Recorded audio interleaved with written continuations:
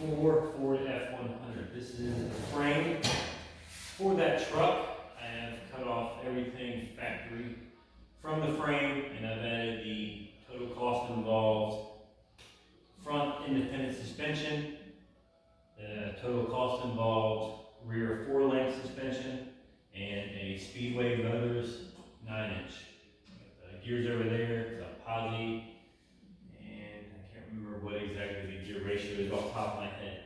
So I followed all the directions from TCI for placement of the mounts for the 4-link and then the mounts for the coilovers.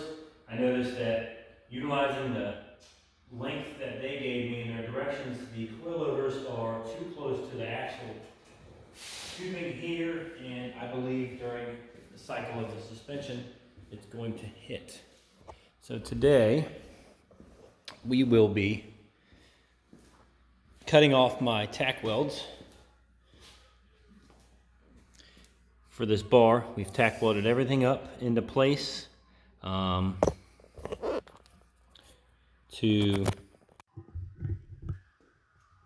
kind of mock everything up. So today we will be cutting off those tack welds on this cross member and moving it back probably 1/2 inch to 1/4 inch.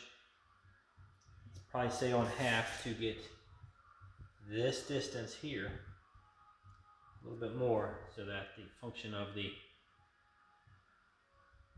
rear end and the cycling of the suspension doesn't interrupt each other.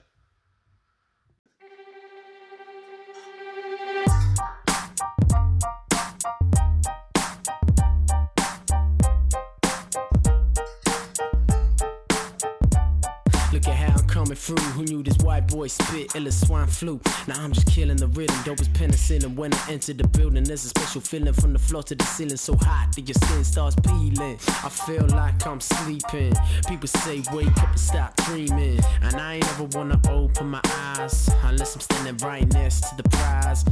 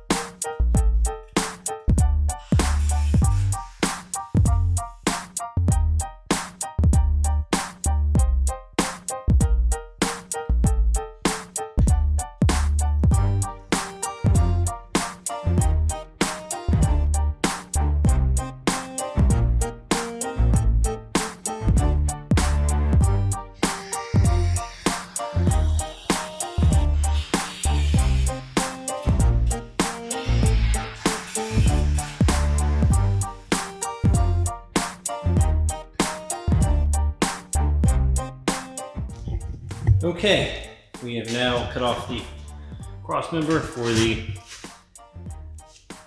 coilovers. We'll go ahead and clean up all these tack welds on both the frame rail and the cross member, and go ahead and fit it up to these new points here that I've marked, and then go ahead and tack weld it in, make sure it fits. Fully weld everything after it's good.